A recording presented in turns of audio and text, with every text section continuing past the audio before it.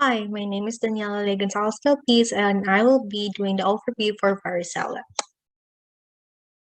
So, varicella, known as chickenpox, is a highly contagious disease caused by the varicella zoster virus, or the VCV. It can cause an itchy, blister-like rash. The rash appears first on the chest, back, and face, and then spreads over the entire body. Remember, chickenpox is very contagious, and chickenpox can also be serious, even life-threatening.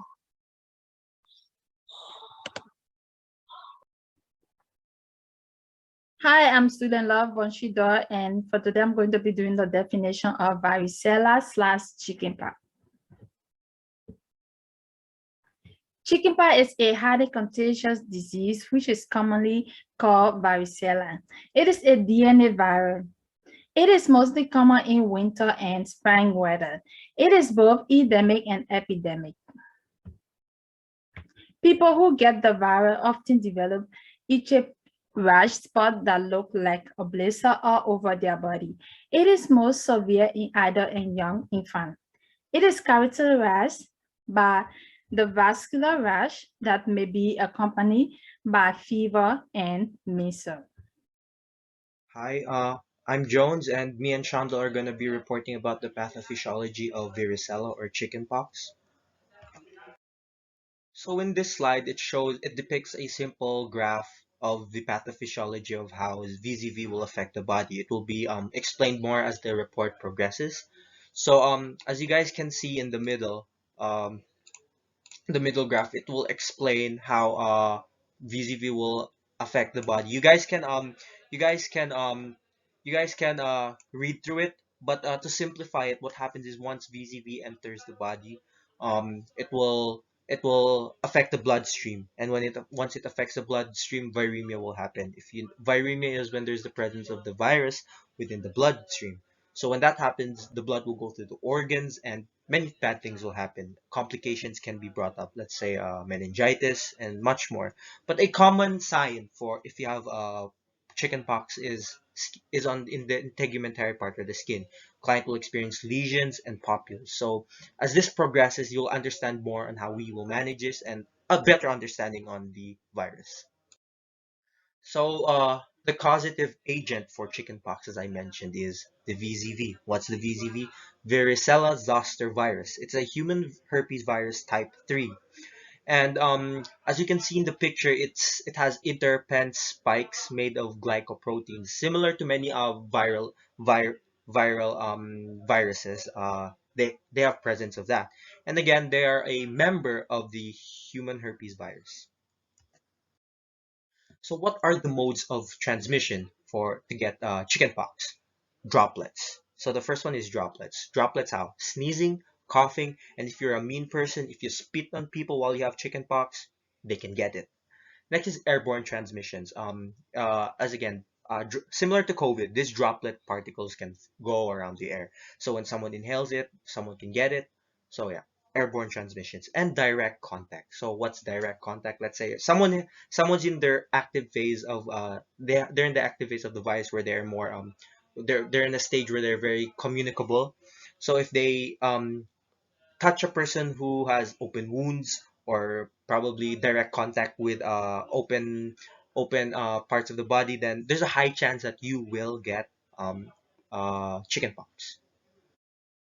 My name is Shandal Ronas, and I will be continuing Jones' report, so chain of infection. The source of infection is the person who is infected with chickenpox, and the main transmission of the virus is through direct droplet infection, like coughing, sneezing, or talking, through which aerosols are generated and they can be transmitted from reservoir to the susceptible host or the infected person.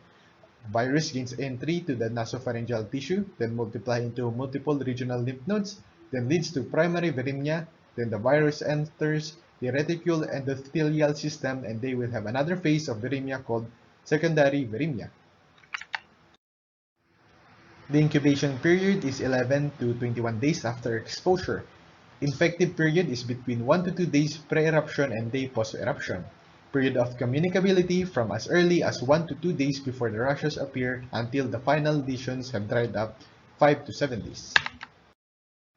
Pathognomonic signs can be seen in prodromal symptoms, integumentary, centrifugal appearance of rushes, pruritus, and progressive integumentary. Hi, this is Kendrick Lacus. Today we'll be taking a look at the diagnostic procedures for chickenpox slash varicella. So the first one is the serology test. These basically establish susceptibility as well as immune status. Typically, we'd use these for individuals with negative or unclear previous history of exposure to varicella. Next, it's the differential leukocyte count. So typically, individuals in the first 3 days of varicella, they have leukopenia. So the differential leukocyte count is very helpful for this because it can detect abnormal white blood cell counts. And then lastly, we have PCR sampling. This is short for polymerase chain reaction. This test detects the virus known as VZV, short for varicella zoster virus.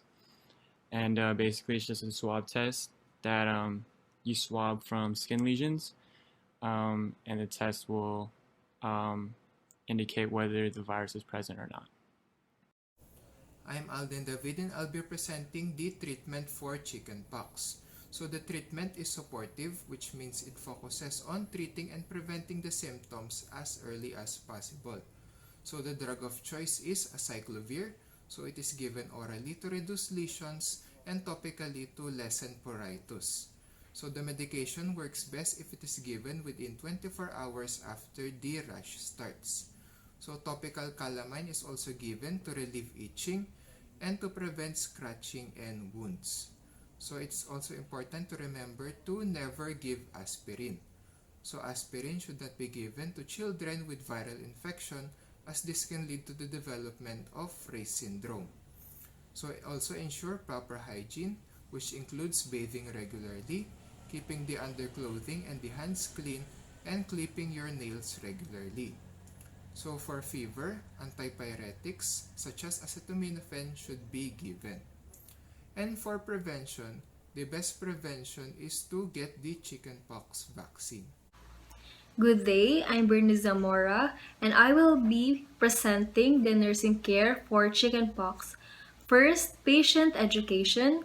Educate patient about the importance and safety of the varicella zoster vaccine. Then, manage pruritus. Manage pruritus in patient with varicella with cool compresses and regular bathing. Warm soaks and oatmeals or cornstarch bath may reduce itching and provide comfort.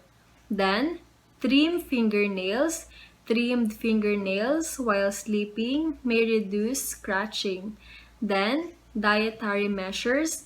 Advise the parents or the patient to provide a full and unrestricted diet because some with varicella have reduced appetite and should be encouraged to take sufficient fluids to maintain hydration.